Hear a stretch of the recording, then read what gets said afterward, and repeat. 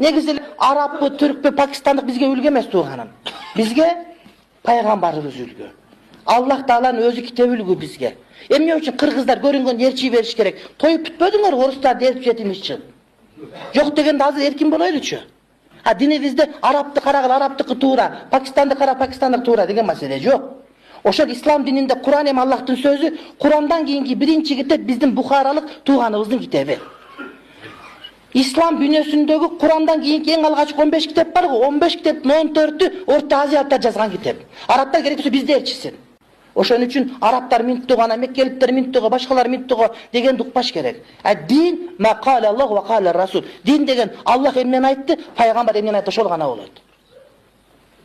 Эгерде мен ушуну араб дүйнөгө барбасам айтпайт элем, мен ошол жерде 10 жыл окугам. Арабтардын өздөрүнө